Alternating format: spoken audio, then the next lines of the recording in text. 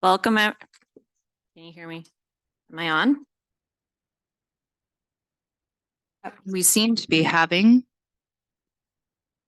some issues with the microphones in the room. Speak loud and clear. Yes, speak loud and clear, but remember to turn it on for the sake of Zoom. Okay. Welcome everyone to the February 6th Board of Adjustments meeting. This meeting is being recorded. You would all stand for the Pledge of Allegiance. Pledge allegiance to the flag of the United States of America, to the republic for which it stands, one nation, under God, indivisible, with liberty and justice for all. Thank you. Yeah, see that. April, would you take board roll call, please? Absolutely. Chair Eggline, Here. Vice Chair Tholt is absent. Commissioner Shirtliff. Here. Mr. Newhouse. Mr. Top. Here. Ms. Beckwith. Here. There are 5 board members present. We do have a quorum. Okay, for the minutes last meeting, I was not here, so I'm not gonna vote on that. So we only need a simple majority to approve the minutes. So if someone would like to make a motion to approve the minutes, more than welcome to do that. I will make a motion to approve the minutes from the last meeting. I second the motion. All those in favor? Aye. Aye. The motion passes unanimously. All right.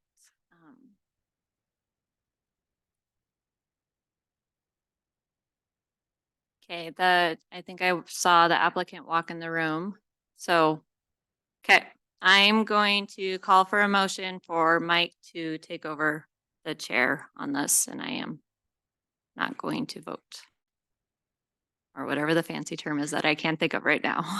Recluse, thank you. Recuse. Recluse too, but. Madam Chair, I move to have Mr. Newhouse chair this next portion. All in favor? Aye. Aye. All right. For the board's consideration, we have 2 variance applications for you this evening.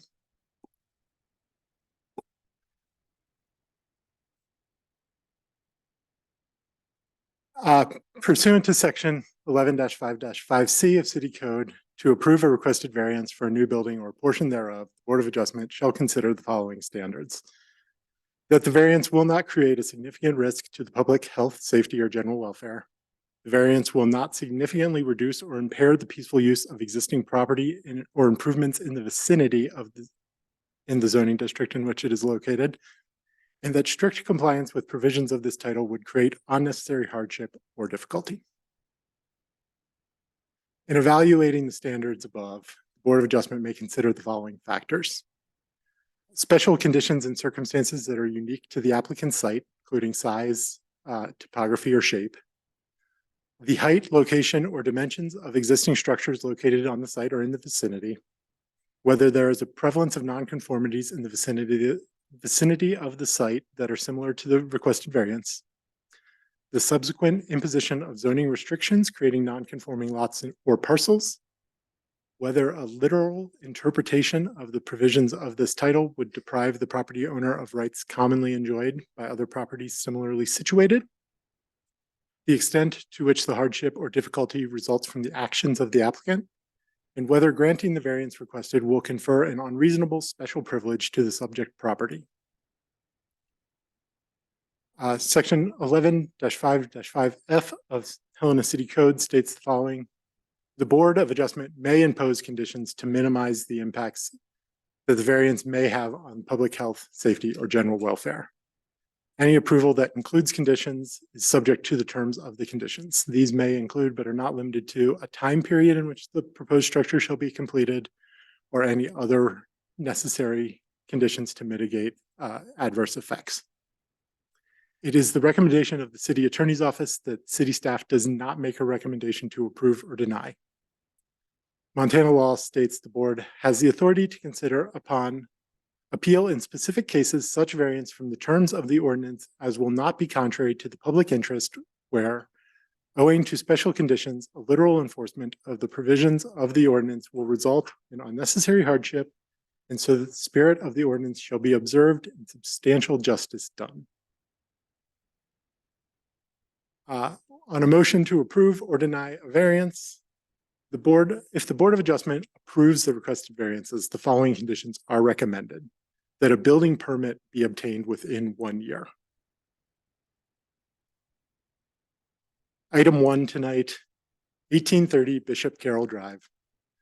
A variance from section 11-4-2 to increase the maximum building height from 60 feet to 110 for a property with a legal description of section 19, township 10 north, range 3 west, certificate of survey 619517, acres 25.519, tract C1 in G. Lot 4. The reason for this variance is to construct new stadium lighting at Carroll College. This item was tabled at the December 5th meeting.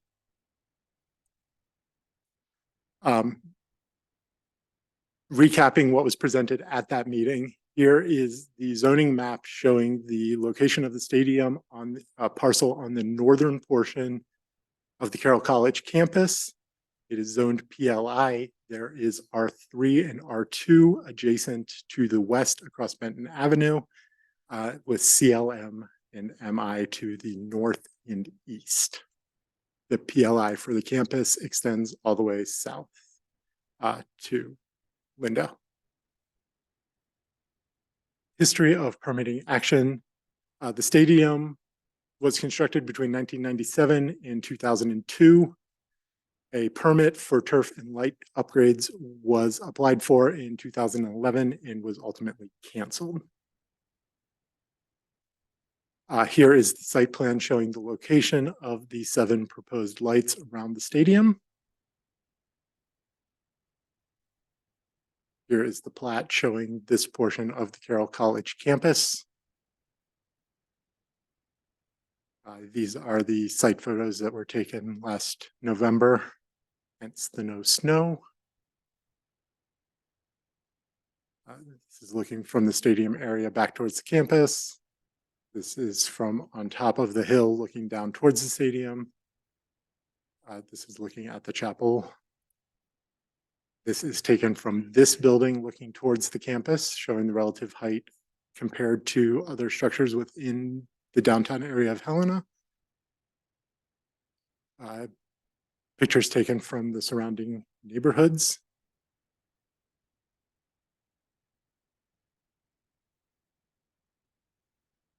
The purpose for this variance, the applicant states this will increase safety in evening games by creating more even lighting across the field, will extend the times that the field can be used, and will allow Carroll College to meet NCAA standards for night play. The stadium field is currently lower than the adjacent grades, and it is not feasible to lower the field to meet the height requirement. These are the comments that were received from the other departments. Public Works and Transportation's primary concern was about FAA clearance, and then Transportation commented about light trespass in ensuring that there is no light trespass on the right-of-way or neighboring properties. Some addendums to the staff report that were sent out based on questions that were brought up in the last meeting. These lights are considered public recreation lighting. Public recreation lighting does have an exemption to be on light poles taller than 34 feet. These lights are permitted by right to the maximum height of 60 feet in the PLI zoning district. The reason the stadium has a height of 61'6" is because building height is not measured to the highest point of a gable roof, but it is measured to the average height. And then just some comments about the scope of the variance. The variance application requires that plans are submitted with the application for review. Any material change from those would not be permitted when a building permit is applied for. For instance, there was some comments about the lights being only 100 feet tall in the supplemental materials. That is a lesser ask, so that would be allowed. Same if there was a minor adjustment to the lights. There were some comments about an additional building or lights being put all the way to the Benton side of the property. Those we would consider a material change and would not be approved under this variance because they're not shown on the review materials. These are the new materials or portion of the new materials presented by the applicant. This is Vigilante Field. The image on the top is showing the new lights that were installed a few years ago. The image on the bottom is showing those same light poles before the new shielded lights were installed. They are saying that the new lights for Carroll College will be very similar to those lights on the upper portion. This was presented by the applicant. This is showing the height of the light poles when looking from across the cemetery on the other side of Benton. And this is showing those same directly adjacent to Benton.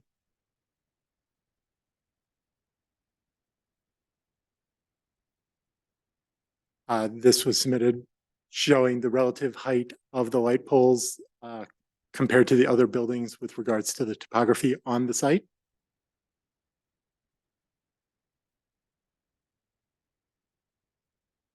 And this was the photometric comparison that was submitted showing where the boundary line of 0 foot candles measured horizontally is with both 60-foot tall lighting and 100-foot tall lighting.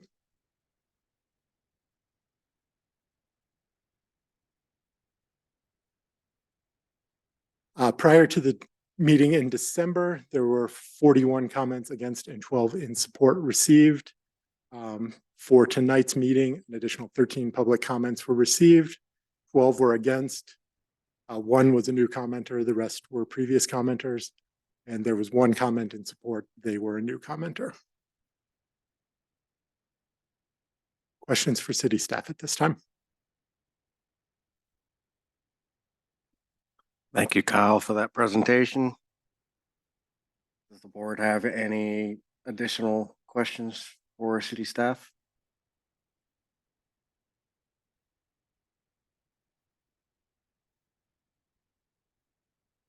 Hearing none, I think we'll ask for the applicant to step forward.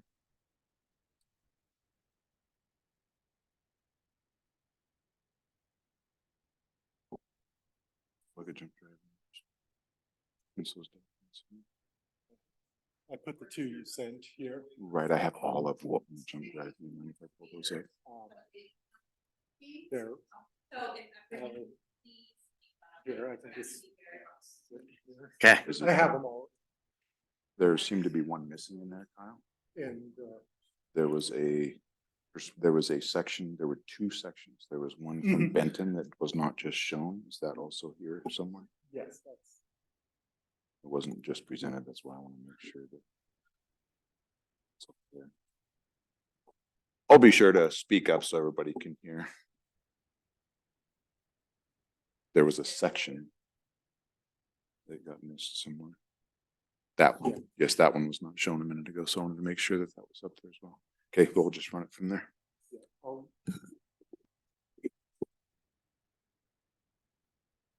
Perfect, I just saw that.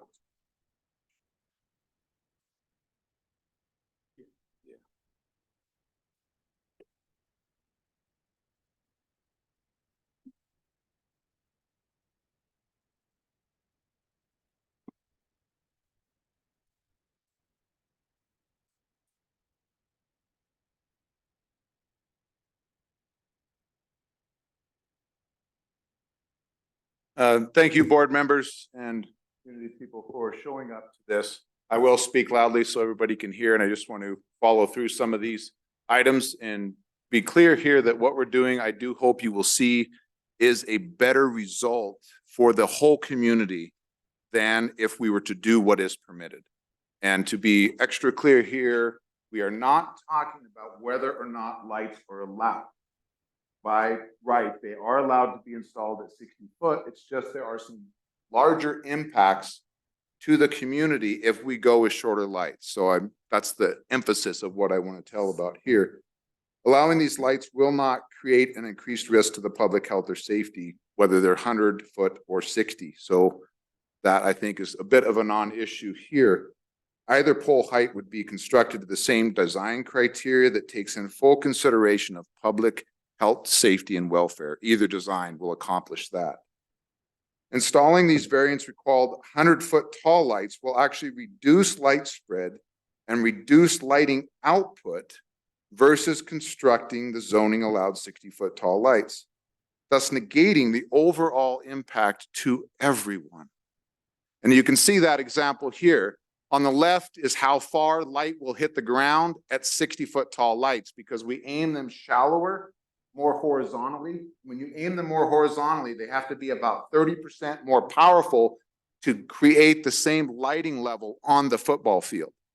Because they're aimed more horizontally, they shine out farther than what they would if we were shining them down with a 100-foot tall light. So you can see how much farther that light will shine if we go to 60-foot versus 100-foot tall lights. As far as adjacency on this map, the college is surrounded on 3 sides by adjacent spaces that will see no impacts. That's the golf course at Bill Roberts, Batch Field, the neighboring park, the campus. There is very little actual impacts in relationship to the entire surrounding of this site than what you would have if it was 100% surrounded by residents. We have the transfer station, Batchfield, Bill Roberts Golf Course, the precast plant, the cemetery. There's a lot of other things here that have 0 residents in that. The field is also partially blocked by nearby areas by adjacent buildings. This includes on-site structures such as the stadium, the PE Center, Hunthausen, Guadalupe Hall, Currett Hall, All Saints Chapel. All of these things are surrounded, which help to block that light being seen from anything nearby. Essentially, the overall impact on the community will affect very, very few people off campus. In reality, there are far more people affected in the adjacent student dorms, which the college has to be cognizant of, than there are affected off campus. You can see how that light will hit Guadalupe Hall. That is a 3-story women's dorm room. The college has to be thinking beyond just the community, but it's also thinking on the community, and that's far more people. When these lights are on, do note either option. At the end of play, they will be dimmed to 20% output, thus reducing the effect of the community later on in the evening. So they're not staying on at 100% until they're off. They only stay on at 100% when games are playing. As soon as the game's done, they're reduced to 20% and people can safely evacuate and leave without having full powered lights. Also, the amount of time these lights are going to be on is the same irregardless of 60 or 100-foot lights. As seen in Exhibit 8A, the taller poles aim more directly onto the field. Again, that's what you see up here. Shorter poles aim more horizontally. The point here is that shorter poles will create a greater hardship to the overall community versus approving these taller poles. They increase the maximum direct glare off-site by over 360%. Besides increased glare there, they increase glare to the stands, reducing visibility for spectators and reduced television broadcast quality. Shallower aiming angles required with these shorter poles reduce effectiveness of external shields, resulting in increased direct glare exposure. Shorter pole heights and shallower angles will spread light a greater distance and affect far more people. Installing the zoning allowed 60-foot tall lights versus these 100-foot tall lights does create an unnecessary hardship, as the stadium is a bit over 60 feet to the peak of the roof. In zoning rules, the peak of a gabled roof is measured to the midpoint, which means that the roof is over 60 feet, the peak of the roof is over, which means we have to mount some of those lights to the existing roof structure. That requires structural modification to the building. It increases leaks on the roof. It makes access for building maintenance on those lights far more dangerous than climbing a pole with a safety harness. It's actually harder to access and a slippier, more difficult surface to walk on, thus making it more dangerous for collegiate facility maintenance staff. We only have one campus and one playing field to do this on. We don't have another option to put this on. And again, the 60-foot lights are allowed here. The location here on campus is also the best location for this type of thing on the entire campus. The field is depressed below adjacent grade, and the grade around the field is the lowest point in the entire campus, and is one of the areas that has the largest amount of surrounding areas with minimal residential on-site or off-site impacts. The adjacent structures on this campus are taller than these lights. You can see this in Exhibit 6. They're slightly taller than the library. They are lower than All Saints Chapel. They are lower than St. Charles Hall. There are a number of impactful lighting scenarios in the surrounding area that are far more impactful to the community than these lights will be, especially with these shades on. Batch Field has way more than the number of light poles of this location, and none of them are shielded. Kendrick Field has light poles this height, and none of them are shielded. Those both have a far greater impact. Batch Field is also much closer to adjacent residences, thus having a greater impact than these lights have. All other colleges in this conference are allowed this level of lighting quality, so denying this variance would put Carroll at a direct disadvantage to its competitors. We are just trying to meet the basic standards within this collegiate conference. Helena Middle School and the K-12 school system has modern light fixtures on their 100-foot tall lights at Vigilante Stadium. So the high school and middle school has higher quality lighting levels than the collegiate level in our town. There is a YouTube link here that can show the video. You're welcome to watch it. You may have already. But the real example is what we show in Exhibit 1 from Vigilante Field and before and after. What you can see here is the amount of glare that you get off-site from unshielded lights. You actually can see a monument building in the background that's lit up. You can see the top of the middle school being lit up. So the glare of the community is far greater with shorter lights without shielding, which we will have to look at with 60-foot tall lights than we do 100-foot tall lights. And even though the lighting standards are not required to be met with this type of project, we are doing everything we can to meet it. That's what you will see, just like you have here in Vigilante Stadium. As one person commented, at Vigilante Stadium, the houses are only 55 feet away, and yet you have to use a flashlight to cross the street because of the strong cutoff of these lights. You can see that in Vigilante Stadium map in Exhibit 2. We only have 55 feet from those lights to the nearest house. And yet people, when they cross that street leaving a football game, have to turn on a flashlight to cross the street. If we look at the comparison of that to Exhibit 3 in Vigilante Stadium, we are over 490 feet away to the nearest residence, 495 feet to the nearest houses, to the nearest light pole.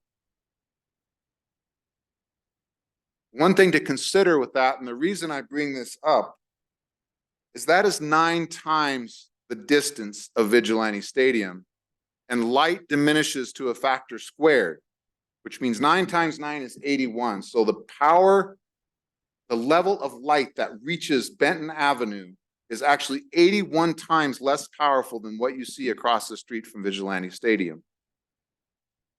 So the lighting nearby will be so much less than what you see at Vigilante. And yet when you cross the street at Vigilante, you have to turn on a flashlight to see where you're going.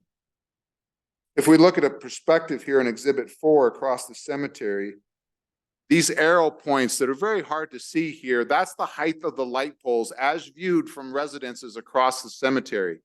As you can see, neighboring buildings, neighboring trees, neighboring light poles and power poles are all taller from this vantage point than these lights in actual construction.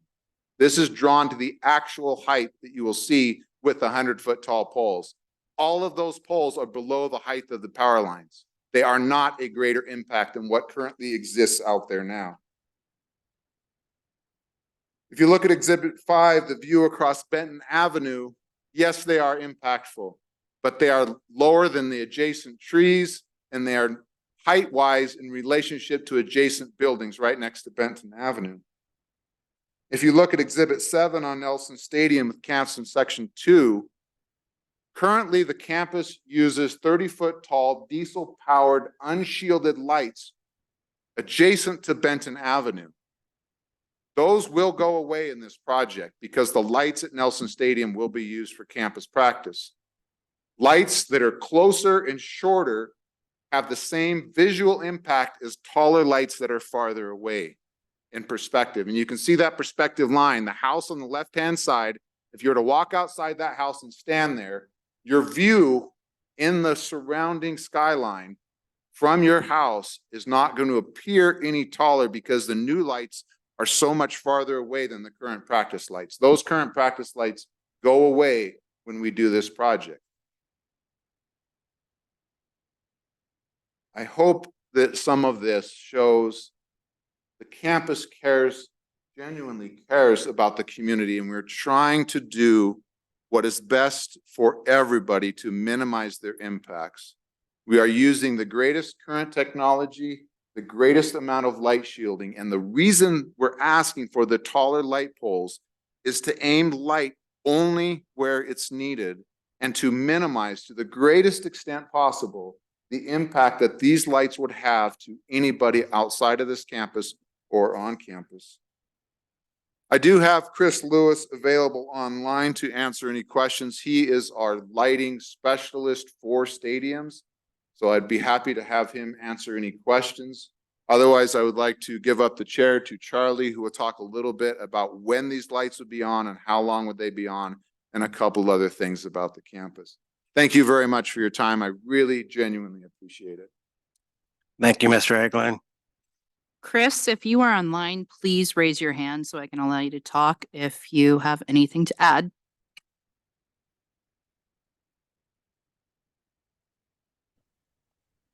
Yes, I am online and available for questions as necessary or to go over any of the specific information provided by the applicant. Thank you, Chris. Just a minute here, and I'm going to try to get it so that way everyone in the room can hear you, because we are having speaker issues here in the room.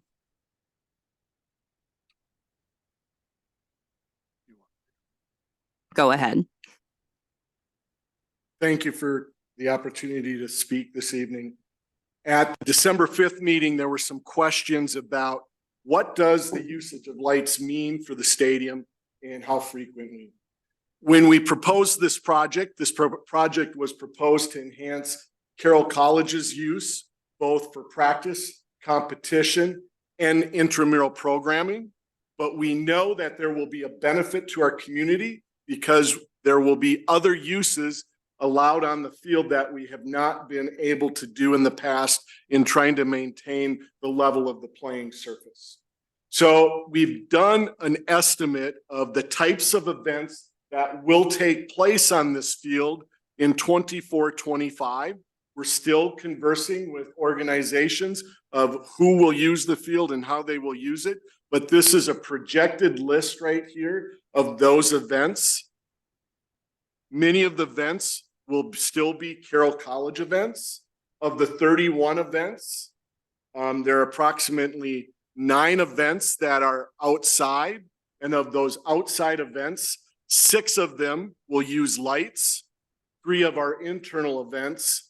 And when I say events, these are spectated events. Again, this is just an estimate because we haven't built the stadium yet and we're still trying to figure that out. 3 of the lighted events from the outside will be on weekday evenings that will be ended by 9 p.m. 3 will be on weekends, 2 in the fall with the lights off about 9:45 p.m.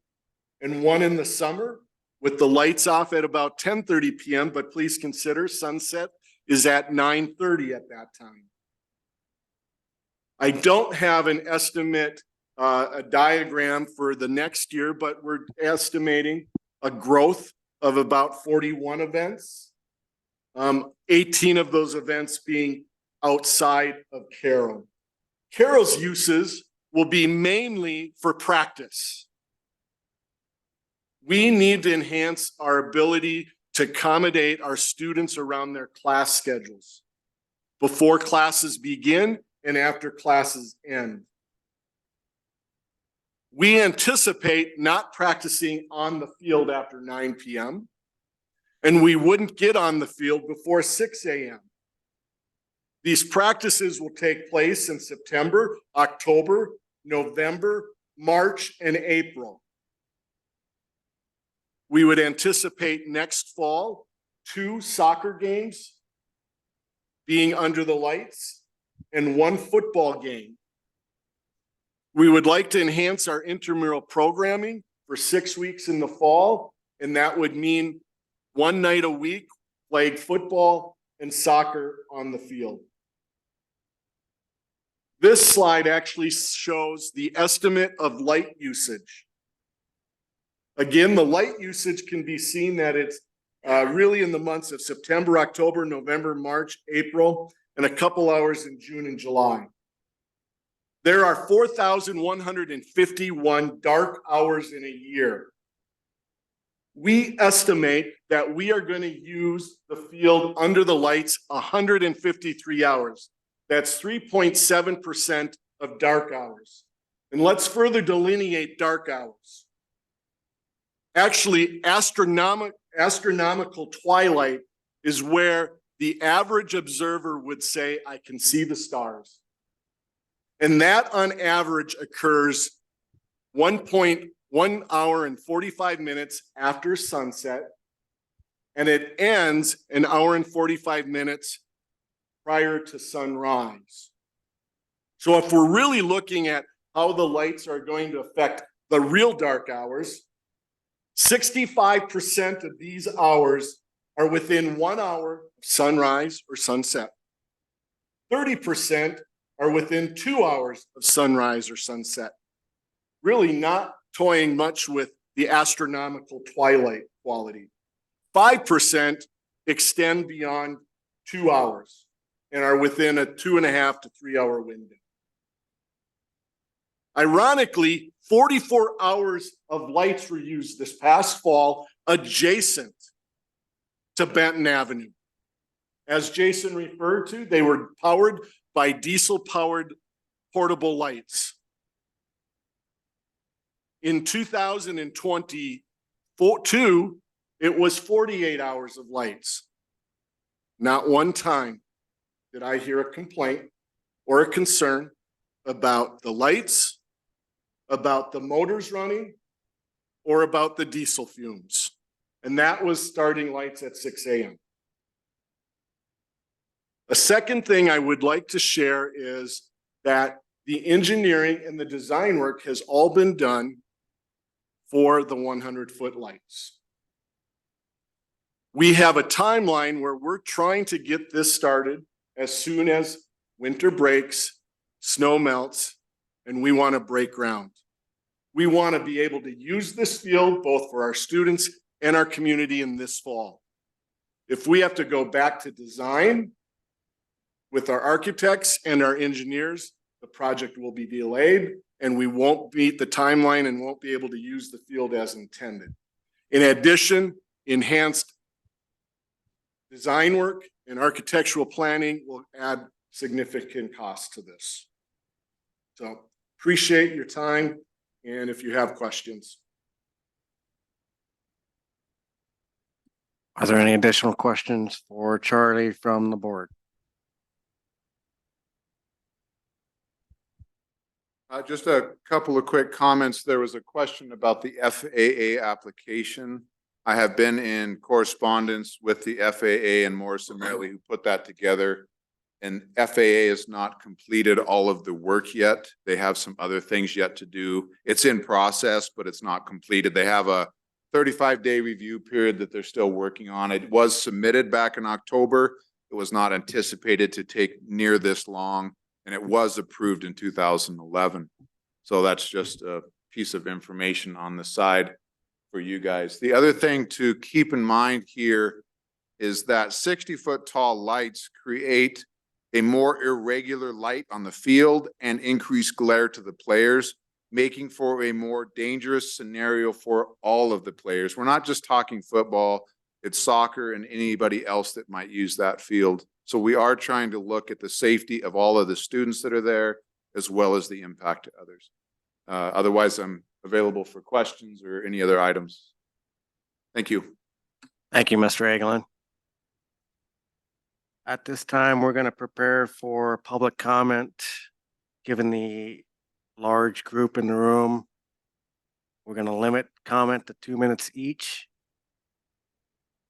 And just a reminder that we are only talking about lights here. So if you wish to give public comments, do we want to start pro or? So if you're in favor and you'd like to give public comment, would you come forward, please? Minutes. Can I say in 2 minutes? I won't repeat anything the engineer said. I thought that was sort of a no-brainer. When I first saw this project, I always assumed that lights, higher they were, the further the light would spread. I understand now that's not the case and that everybody would benefit more with the taller lights. I think maybe I could supplement just a little bit what he said. I think the other facilities around the town evidence what he said. Vigilante Stadium, you have a public comment there that indicates that since they put in their improved structures 3 years ago, that they've only had one complaint about the lights at that time. Whereas the public comments indicate that at Batch Field, there have been several from the Sun Haven area where you have the lower lights and you have 24 light standards. With regard to Kendrick Legion Field, there's been no adverse public comment, which would indicate they're not a problem. Quickly, with regard to lights, the night sky, I think's been covered the time they've been on. The location on campus, stadium is placed way back as far as it could be from a residential area and at the lowest point on campus. And I drove around behind there, and it is bordered by the city dump and transfer station and the railroad. From an environmental standpoint, there was a complaint about light poles. In this area, you have the 24 light poles at Batch. You have 25 at the golf course, which adjoins. It puts up a large netting to protect against balls being driven and hitting people. I guess they've got a sign up there warning you not to, you're there at your own risk. That's all I could say. I failed to introduce myself. I'm Jerry Lindorf. I live at Hanford Street. 2 minutes are up, sir. 47 years, and I have a light standard, which I've lived with during that time, 25 to 30 feet from my front door. Thank you very much. Thank you for your comment. And to make things go quicker, if would anyone choosing to give public comment, if you could form a line, that'll make things go quicker. Good evening, Madam Chair, members of the committee. My name is Erin Butts. I'm here in support of the 100-foot lights at the stadium. As a resident, I live in a home across the street from Carroll College. A good arm could literally hit Guadalupe Hall from my front steps. I can hear and see the football team practicing from my house at 6 a.m. The place where I reside on Benton on the other side of Madison, there's already lights, which I appreciate for safety. I also appreciate and value a dark night sky. For me to truly engage in sky gazing, I need to drive outside the city limits. I believe the vision being presented will enhance Carroll, the greater Helena community, Montana, and beyond. Thank you. Thank you.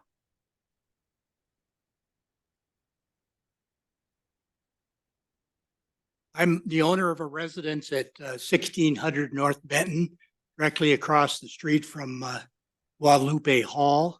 And one of three houses that are probably closest to Carroll College Stadium. And I would just like to lend my support to the 100-foot lights because they would be actually out of the lighting perimeter where we are. Otherwise, our second-story bedrooms would be impacted by the 60-foot lights, but not the 100-foot lights. Thank you. Thank you.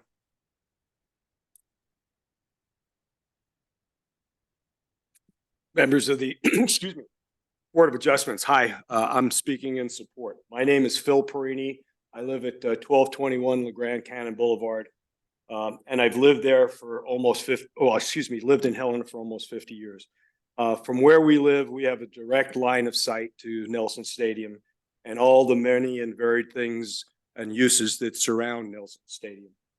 I support the construction of the 100-foot light poles using the best lighting technology that efficiently focuses the light directly down and avoids light spill beyond the field. As a retired engineer, I've always understood that the primary purpose of building height restrictions was to ensure public safety could be addressed by the local police and fire departments. While these proposed poles exceed the 60-foot allowable height, they certainly are not occupied public buildings, and therefore concerns about public safety for firefighting and evacuations do not apply. I hope the Board of Adjustments will approve these poles to provide the same type of lighting that we have at Vigilante Field, which is now being used by our local high schools. Approval of the variance of the 100-foot poles will allow Carroll College to improve Nelson Stadium, a quality venue that our community is very much proud of. Thank you. Thank you. Do we have any other comments for this variance? Any other comments for this variance? Okay, we would take comments against this variance. Please remember 2-minute time limit. And again, if you wish to speak, if you want to line up to make the process go faster, that would be great. Good evening. My name's Kathy Van Hook, and I testified before you previously and also submitted written comments. And I want to reiterate some of the issues, but there's one that has not been addressed, and that is this a 100-foot variance or is this a 110-foot variance? And that has not been clarified anywhere. The other is I brought up the issue of the warm light option, and I wondered if the lighting expert was still online and could answer that question after my 2 minutes. Because it's a concern that I raised and it has not been addressed. And I think it's an option that would reduce some of the concern about the glare from the 100-foot lights. And I want to raise again the issue of migrating snow geese and other wildlife over the area, because we've witnessed that in the neighborhood a number of times right off of Benton Avenue. I don't know where the parking issue is going to be addressed, but I know that's a major concern for people in the neighborhood. And so I would like an answer to that. I would like an answer to the issue of the warm lighting option, the 100 to 110-foot height. And the parking issue, I think in part Carroll College needs to address that, but I want to thank you for your time. Thank you.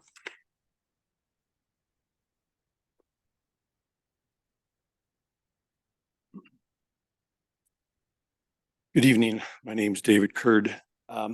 You've seen probably the pictures that I sent showing my drawings of the heights of the light poles, which differ from Jason, the architect's drawings. Couple things. If you're a hiker, biker, golfer, recreationist, and you're walking through that part of Helena, your view will be changed forever because of these 7 light poles. It's one thing to live with the light poles that are at Batchfields or Kendrick Legion or Vigilante, but it's another thing to introduce a new structure into your life. And that's what this amounts to, is a new structure that's not needed. Whether they say 100 foot or 110 foot, I think I have to live with the idea it's 110 foot. And it could be 110 foot something else than a light pole that this variance passes. Also, Capitol High School, Helena High School, they have probably as many athletes as Carroll College, maybe as many sports teams, almost the same population of students. And they somehow can survive without a turf field and these lights, blink lights. Thank you. Appreciate your service. Thank you. Hello. Timothy Thane, thanks for being here, letting me speak. I live at 616 Piosta for 48 years, and this will impact my use and enjoyment of my property. And Carol said last time, the members that were here said, show us what this will look like at night. You can do it. Did we see that today? Ask my son, who's an architect, can't you take pictures from all around Helena and then show that stadium all lit up the way with those 110 foot poles? He said, yeah, we call it doing your job. Okay, they said they would or the board asked them. One last thing. They built this silly monument on the corner of Benton and Euclid and had their contributors immortalize their charity with a plaque. That's all gone. Now it's grass. The water, nowadays we need more lawn. That was a good idea. The climbing wall they built, I live right there. I've never seen anybody on their climbing wall ever. Was that a good idea? You saw the picture of the stadium with all those poles? What are we going to do when that wasn't a good idea? Thank you very much. I'm opposed to it. Thank you.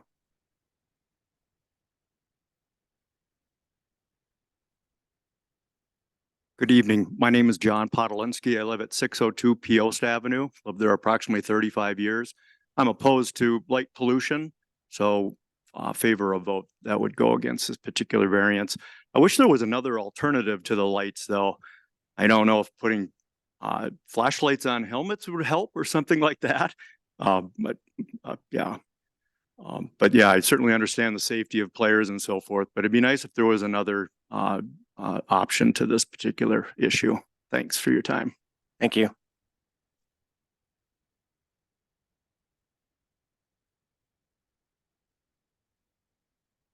Do we have any other public comment against this variance? Is there any other public comment in the room? Do you have any comments online? I have no hands raised online. Okay, at this time, we're going to close public comment.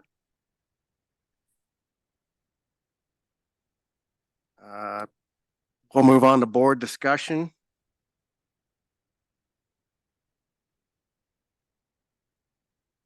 Board, would you like to have some input?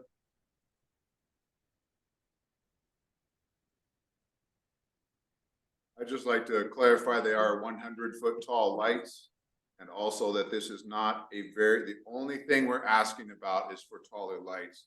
The taller lights allow us to better shield and create better night shading than the shorter lights allow. We're actually going to reduce light glare, reduce any light off campus with that.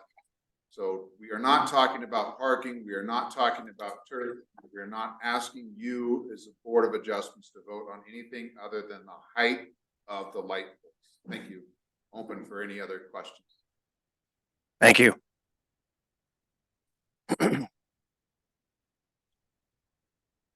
Board discussion.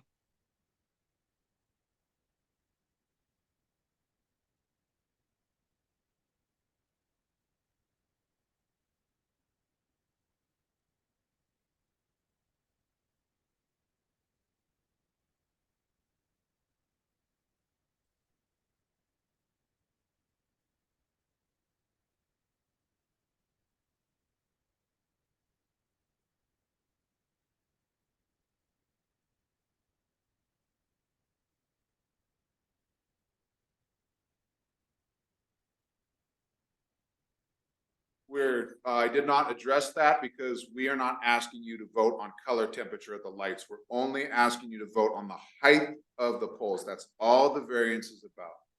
So we're not addressing color temperature. We're not addressing night shading. We're not addressing the field or parking or turf or anything else. That's why I did not address that question.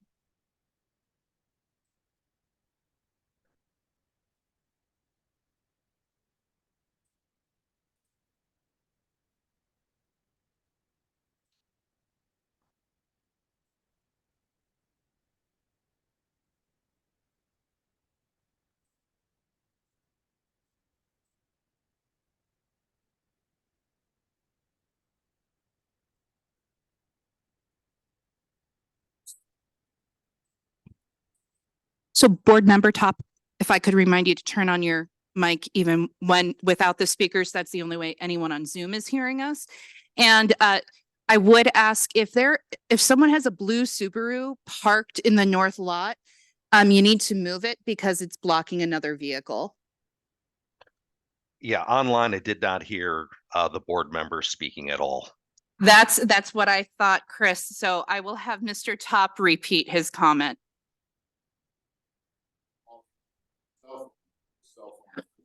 Oh, no, he couldn't hear Mr. Top speaking because Mr. Top. Chris, lighting in here, I could call him, put my phone on your speaker. Oh, and everyone can hear it online. It's in the room. That's what I'm trying to get at. That's what I'm trying to see if we have a workaround. We don't have a workaround for it. The speakers are out in this room. This speaker, and that's my microphone is working, but the speakers in the room are not. And so anyone online can hear, but yeah, it's one of those weird tech things. So. Mr. Top, would you please repeat your comment? Yes, so Chris, I didn't catch your last name, Mr. Chris. My name is Chris Vogt with Stantec. I'm consultant on the lighting for the project. I've been a 30-year expert in the design of athletic facility lighting. I'm a member of the sports lighting committee and emphasize an environmental review of these types of lighting systems. Okay, thank you. My question specifically was in regards to the color temperature of the lights. I didn't see that information in the packet, and the reason why I'm asking that question is in regards to analyzing significant risk or significant reduction or impair of the peaceful use of the existing property in relation to the impacts to circadian rhythms for residents, and then also the wildlife that might be also enjoying this space.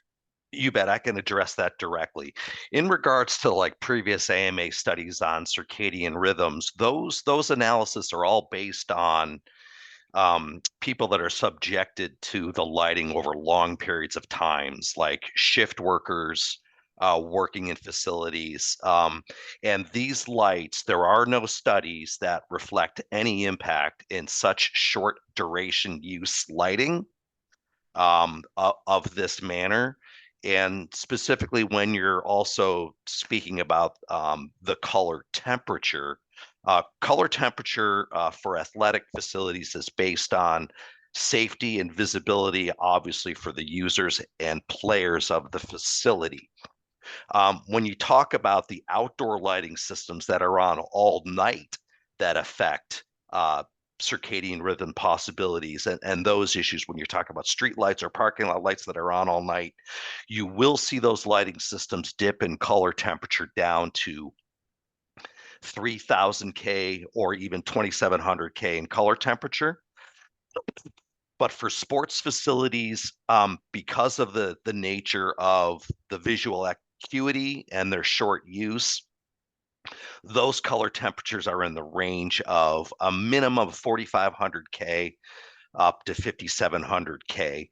And that is recognized by all of the regulation agencies of these sports facilities and their governing bodies, but also the International Dark Sky Association, what is now called Dark Sky International. They have also recognized the need for sports facilities to have their color temperature of their lights in that color range of 4500 to 5,700, even 6,000 K in color temperature. Okay, thank you very much. Just for clarification, when it comes to color temperature, we're gonna use the same color temperature design if we did the 60-foot Just tall could lights. Jason, if you could just come to the mic. So just to repeat what I said here, the color temperature utilized will be the same for the 60-foot tall lights that we would be allowed to do, or the 100-foot tall lights. So the scenario and the outcome will be identical irregardless of the height of the lights. Thank you, Mr. Eglin. Do we have any further board comment?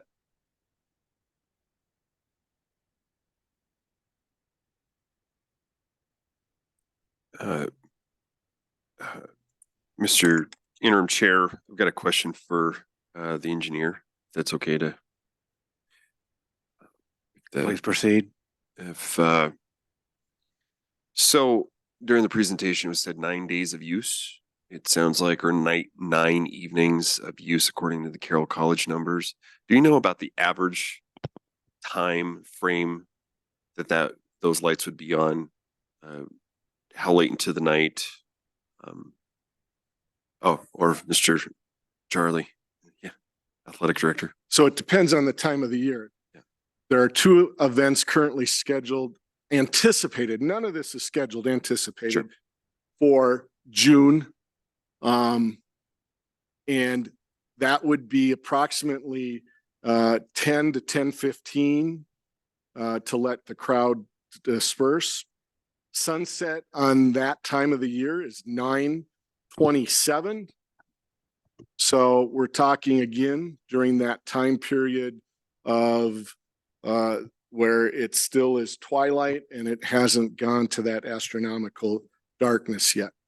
In the fall, if we were talking about a high school football game, which would probably be the longest impact into dark hours, a game, let's say it is in October, and I don't have all of my what's here? I do have it.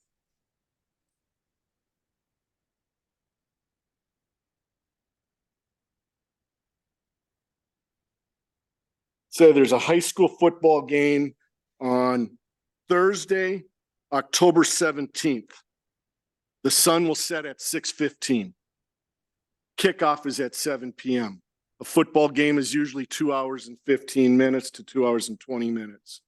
So it would get done at about 9:15 to 9:20 on a Friday evening. These lights are immediately dimmable, just as Vigilante.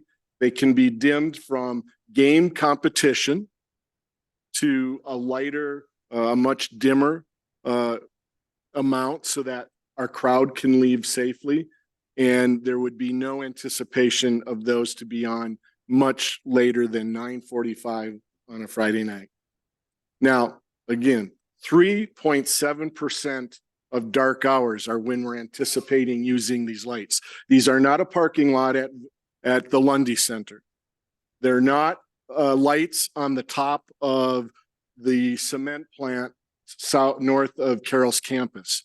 They're only on periodic times, very early into the evening or very late in the morning hours. So there would be an example. Intramural programming on a Monday night. Let's just take intramural programming. 6 weeks beginning mid-September, our students get there and we need to give them some time to get registered. Goes through the 3rd week of October. Let's pick a Monday night in October. Monday, October 14th. Sunsets at 6:44. Let's say we run intramurals till 9. We don't need to have them on that bright, competitive NCAA television standard. We can have them much lighter. We can dim them to the appropriateness of the activity. So there would be an example of a fall weekday when they would be on till 9. Sunsets at 6:44. So we're talking 2 hours and 15 minutes after sunset. An hour and 45 minutes is when we get to astronomical night. So there's probably about a 45-minute impact on the real dark sky. Thank you. Yep. I have a follow-up really quick. To be clear, these proposed events on the schedule will happen regardless of whether or not the variance is approved, correct? It's 60 feet or 100 feet. These events are still We're gonna estimated? try. Yes? Yeah, Okay. I mean, again, this we want to be an asset to the community. And we're just trying to be really, really good neighbors to do it the right way, to hire the best lighting company in the country for stadium lighting, to hire experts to tell us how to do it. So if we can make this an asset to the community and we can bring additional people to the community and we can do it within reason, so we're not being disruptive to the community, we want to do it the right way. And we want to experiment with events. Do we know? I mean, we're going to get inquiries that we don't know that exist already. And before our city commissioners, I shared this with them, and it's from Field of Dreams. If we build it, they will come. We don't know who's going to come yet, but this will be a good thing for the community. It's not going to be a bad thing. We have 1,145 parking spots at Carroll College. This is not about parking. We have football games, 6 to 7 football games in the fall where we have 5,000 to 6,000 people. We manage that parking. We're not planning events for 6,000 to 7,000 people 9 additional times a year, maybe once. So we will try. We will try to have events. Yes. Thank you. Mr. Interim Chair, I'm sorry, I have a follow-up with regards to the comments that we've heard. And this is for Carroll College. It's a question and a hope.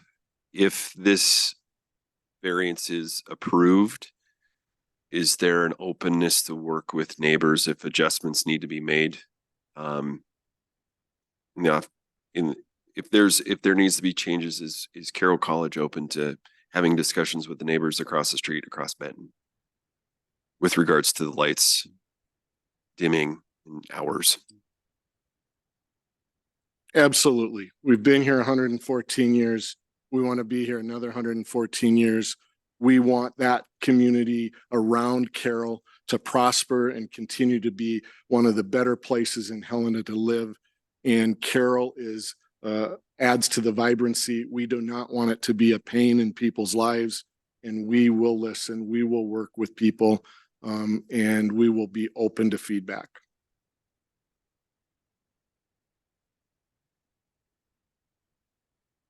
Do we have any more board discussion?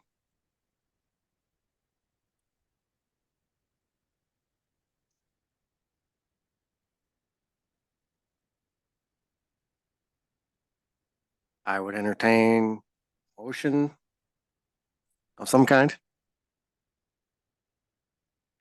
We'll get Kyle to put the proposed motion language up.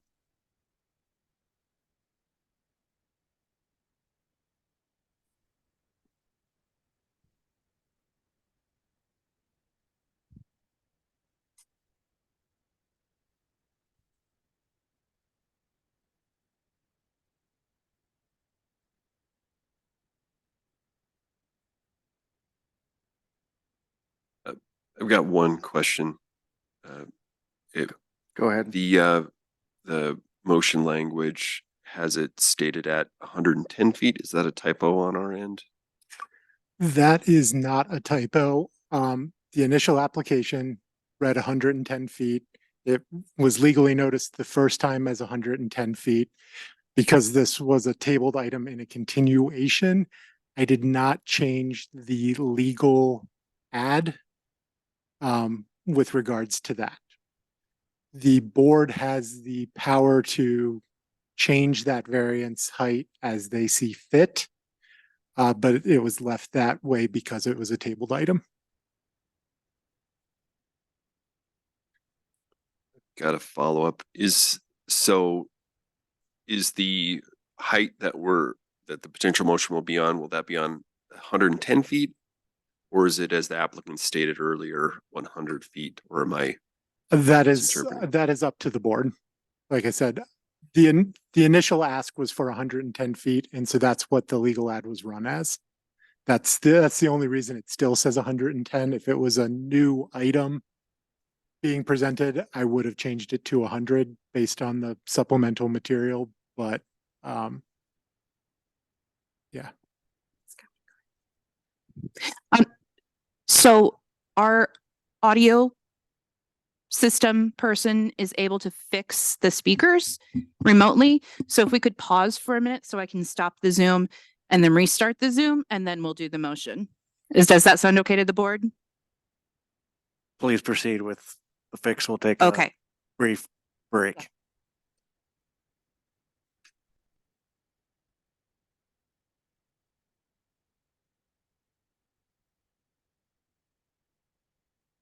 Okay. Okay, we are back on with the speaker. Yay. So you don't have to speak so loud. So if you want to go ahead with the motion, we can go ahead with the motion.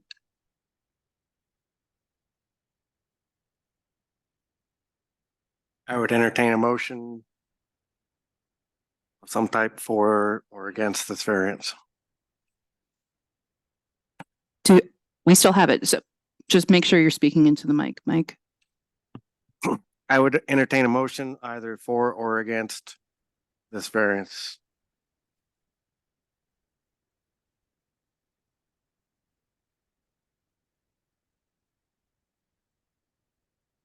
I'll go ahead and make a motion to approve a variance from section 11-4-2 to increase the maximum building height from 60 feet to 100 feet for a property with a legal description of S19 T10 North R03W COS 619517 acres 25.519 tract C-1 and G lot 4.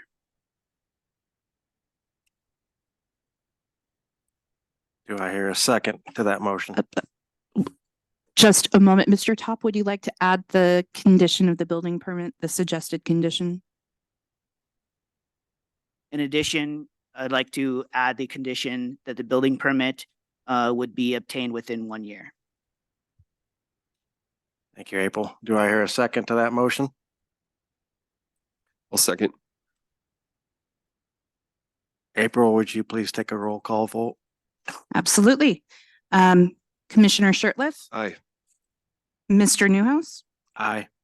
Mr. Top, Aye. Ms. Beckwith. Aye. The motion passes. Thank you. At this time, I'm going to turn over my interim lead back to Ms. Eglin.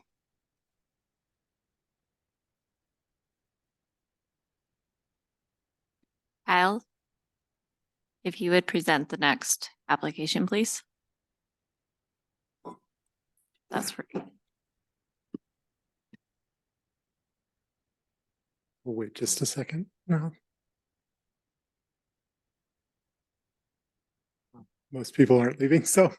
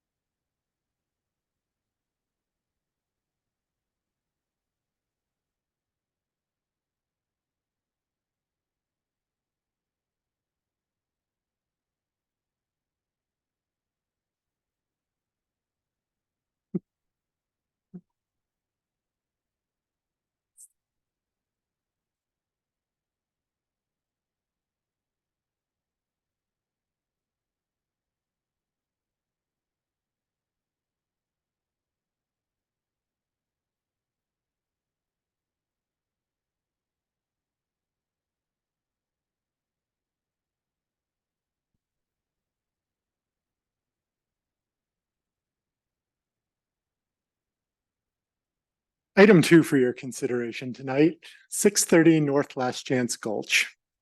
A variance from section 11-9-7D5B to allow internally illuminated and backlit wall signs for a property with a legal description of lot 9A being a portion of lots 8, 9, and 10 of the Chessman and Davis Placer and part of Lot 1, Block 4 of the central addition to the city of Helena, Lewis and Clark County, Montana, as shown on the certificate of survey filed under document number 3349376.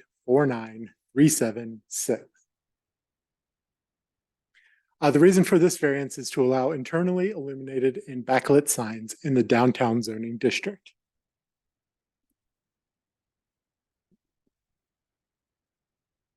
The property location is commonly known as the Sealy Building. It is on kind of the western corner of the intersection of North Last Chance Gulch and 13th. In July of 2020, initial permits were granted for the building construction. In September of 2023, the sign permits were issued. The downtown code that is being referenced was implemented in June of 2019. Here is the building with the currently installed signs. All of these signs are capable of internal illumination. They have been disabled now at present because of being in violation of the zoning code. Here is the certificate of survey showing the property along Last Chance Gulch. As stated, this variance will serve the following purpose: to be able to turn on the illumination within the already installed lights. These pictures were taken last February before the owner was told to turn off the signs by city planning staff.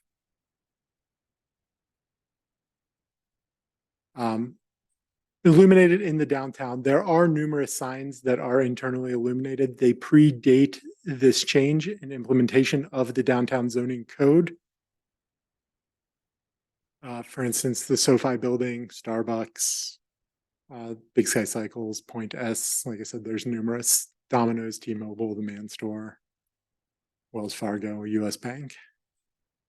Like I said, these all predate, some of which going back to the 1980s in the case of Golden Girls. City department comments. Transportation was the only department to comment, just with concerns about light pollution. As of today, no public comment has been received. Questions for staff? All right, thank you, Very Kyle. quick. Any questions? Chair Eglin, I've got a question for the city planner or the owner of the building or the applicant. Do we know if any of those businesses are open in the evening in that building that will require these lights to be turned on? Just out of curiosity. I'm not sure specifically. Pure View would be the only one. I think maybe Helena Vision in the diocese don't operate at night. Madam Chair, I had a question for staff. You stated that sign permits were issued. Eventually, yes. The signs were installed without a permit, and that's why they were installed illuminated. They were sent a letter to turn them off. A sign permit was obtained after that. The signs themselves are in compliance for size, just not illumination. Okay, thank you. That clarifies it. I have a follow-up question for staff. Yes. You stated that planning sent them a letter. Was that because you received public comment, or was it because planning noticed this on their own? Most of our complaints or violation notices are, it was generated by a complaint. Thank That you. didn't exactly make sense as I wanted to. Most community decay and zoning violations are the result of a public complaint. City staff is not going around looking for violations. We're responding to complaint. Hopefully that was a better sentence. To clarify a little bit, we don't have like a code enforcement officer, the city of Helena. So we do work off of a complaint-driven process for code violations. Thank you. Yes, I was just wondering why that came about. Thanks. Madam Chair, I have a question for staff. Is, just to clarify, the variance is specifically just for the way the signs are lit, then there is a regulation that allows them to be externally lit, is that correct? Yes, we allow shielded downward directed fixtures to front illuminated sign. We also allow what we within staff refer to as halo lighting, which are cut letters with the light applied to the back of the letter so the light reflects off the building and forward. Okay, and then a follow-up question, are there any other zone districts that allow self-illuminated signs in Helena at this time? With the new Most. zoning regulations, most do. Yeah, all the B2 CLM, MI zoning districts allow this. This was a specific change made when we adopted the downtown neighborhood plan and the subsequent zoning changes. Okay. Because of that. Thank you. Any more additional questions for staff? Great. Thank you, Kyle. The applicant like to make a presentation.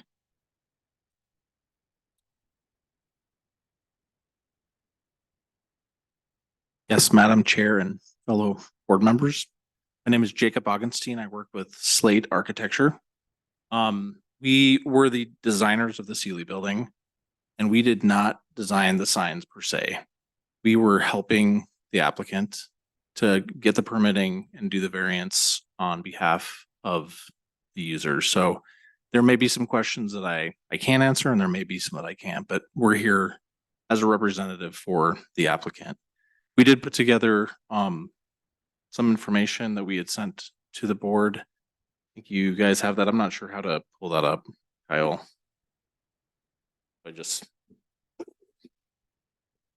Thank you.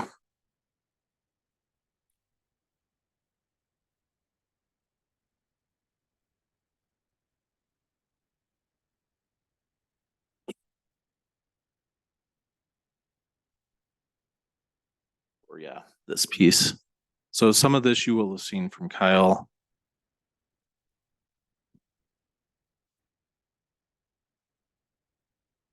Just sit here. Yep. Okay.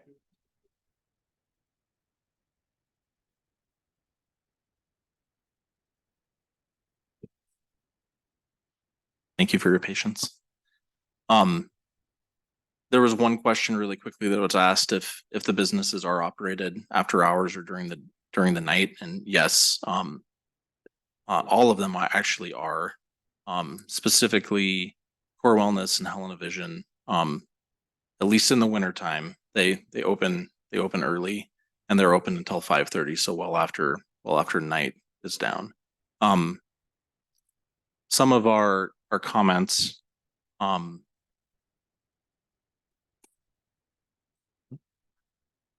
I'll get there. Were that 3 of these 4 business signs are actually medical in nature, whether they're eye care or like Pure View is full medical. Core Wellness is also a naturopathic medicine provider. And of those, we do feel like quality lit signage is important. So some of the other slides will kind of indicate how many of the other lights and signs around this area are self-illuminated. We do feel that it is imperative that somebody that is traveling to one of these medical care places is able to see these signs well, so that they know where they're going in the wayfinding. All the other lit signs will get in the way. They will see them over these signs, even if they're backlit or vertically lit. We do not propose that the signage variance is wrong or the signage zoning is wrong, but this is a vehicular way, not a walking way. And so people will be moving at higher speeds than on the walking wall. So those are some of our thoughts we'd like to share and have you guys weigh in.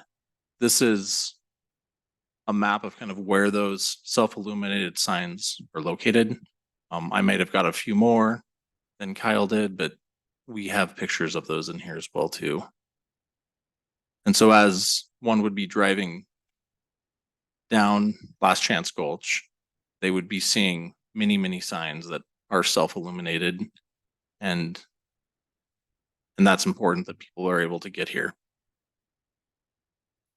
So again, these you have seen from Kyle's presentation. I did not take these at night, unfortunately, but they are all self-illuminated signs.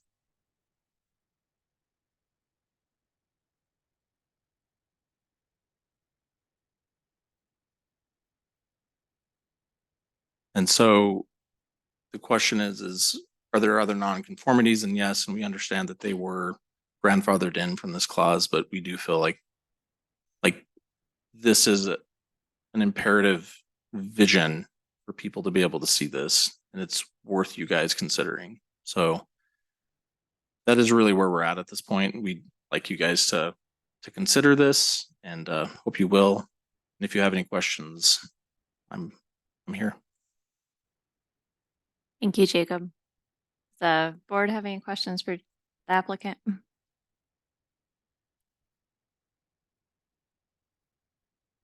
Brian? Right. Questions? I will open it to public comment now. Anybody in the room, public comment? Hi, my name's Nicole Henriksen. I'm one of the co-owners of Helena Vision Center. And I don't know where the ball got dropped that this didn't get done in the first place, but I provide eye care to many visually impaired patients, and we've had to turn it off since last fall. They already have had trouble finding our location because we were just one block down with about a 30-foot by 2-foot illuminated sign that said Helena Vision Center in the Liberty Square building. And in the winter hours and early morning hours, it's tough to find our place. We're in a big, brand new building. And it's got, like Jacob said, other offices in there. So it's much easier for my patients to find us with that, especially the population that I serve. So, and we're doing a lot less light pollution than our old building. So hopefully you'll consider grandfathering us in too. So, thank you. Thank you, Nicole. Anybody else, public comment? April? We Anybody do have online? one hand raised online. Okay.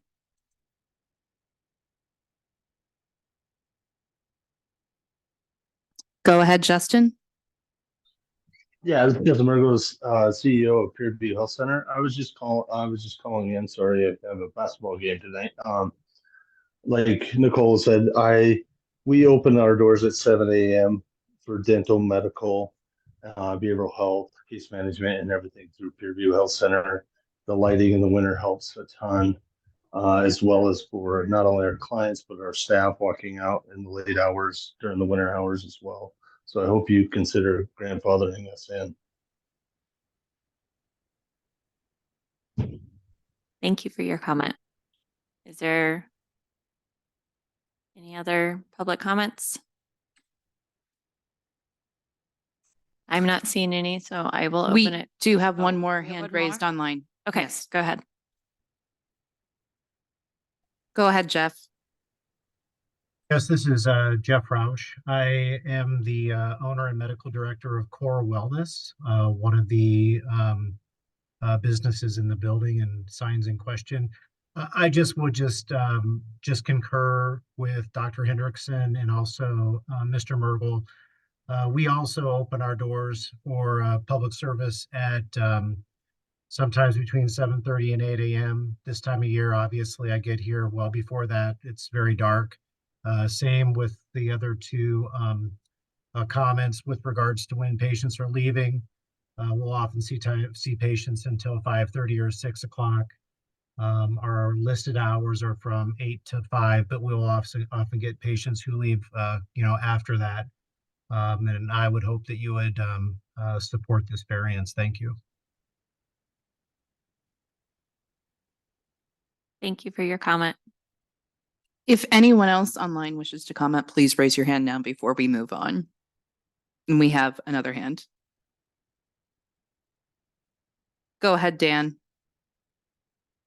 Hello, I'm Dan Bartleson. I am the communications director for Bishop Austin Vetter, our Catholic bishop in the western half of Montana. And we do have his administrative offices in the second floor of the Sealy building. And I know this isn't the city's problem, but as a nonprofit organization, I just wanted to contribute that cost of illuminating our sign after we did lay out a fair amount of money to build the sign, you know, and in the first place would kind of be off mission for us. We do, as a nonprofit organization, rely on donations, and we like to put those to the service of our communities rather than adjusting our signage at this point. I thank you for your consideration. All right. Thank you for your comment. We have no one else online other than city staff. Great. Then I will open it up for board discussion. Madam Chair, if I may. Full disclosure, I work for JBRT Engineers. The certificate survey that was shown, I did the work on that. It has nothing to do with the variance, but I just want to disclose that some of the presentation material does involve my company. I don't feel a need to recuse myself from this because that is where the relationship ends. All right. Thank you, Mike. So board discussion? Madam Chair, can we go back to look at the variance and writing really quick?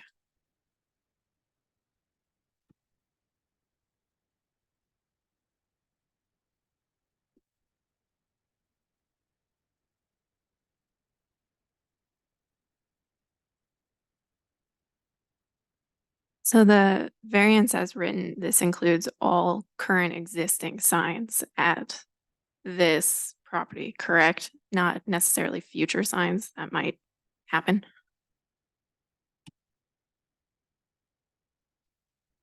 Jacob, is there any further tenant spaces or future signage that might possibly be needed? Well, the building is fully occupied right now. So the tenants are the tenants at the moment, but as we all know, buildings change and shift and adjust. And I mean, so I think at this point, the variance that we're asking for is the signs that are there, not the future signs that will be potential in the future. That would be my understanding. So I'd just like to comment, similar as I had mentioned with the scope of the Carroll College, the variance is tied to the materials as presented.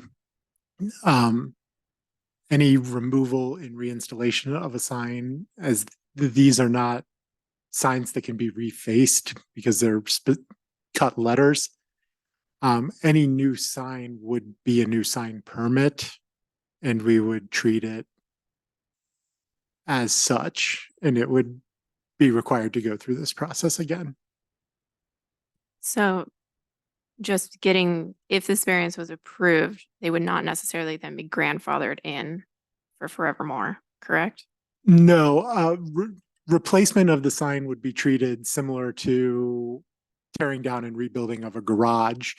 That the replacement is a new action, it's a new item, and thus it requires a new approval. Thank you. Further board discussion? Great question, by the way. Madam Chair, I have a question for staff. Are there any other conditions for illuminated signs in the other districts where illuminated signs are allowed? Are there any other conditions to those signs as far as requirements in the sign code or the sign ordinance to allow for their approval? For example, is there a requirement for like hours of operation or any of those types of other additional requirements that we may want to consider for a condition of approval. Not typically.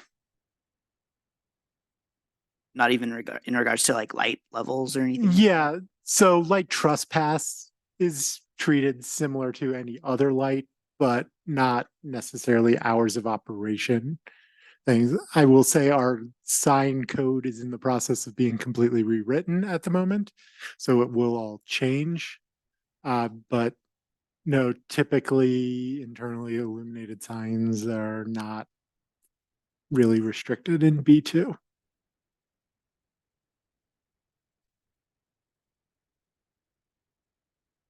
Any further discussion? Comments? Or we're leaning? All right. Somebody would, go ahead, Mike. I make a motion to approve a variance from section 11-9-7 D5B to allow an internally illuminated and backlighted wall signs for a property with legal description of lot 9A, being a portion of lots 8, 9, and 10 of the Chessman and Davis Placer, and part of lot 1, block 4 of the central addition to the city of Helena, Lewis and Clark County, Montana, as shown on the certificate of survey filed under document number 3349376. Second. Any further discussion? Okay, then, somebody make a motion or wait. So I'll go ahead and I'll I'll vote. take the roll call vote. Chair Eggline, Yay. Commissioner Shirtliff, Aye. Mr. Newhouse, Aye. Mr. Top, Aye. Miss Beckwith. Aye. The motion carries.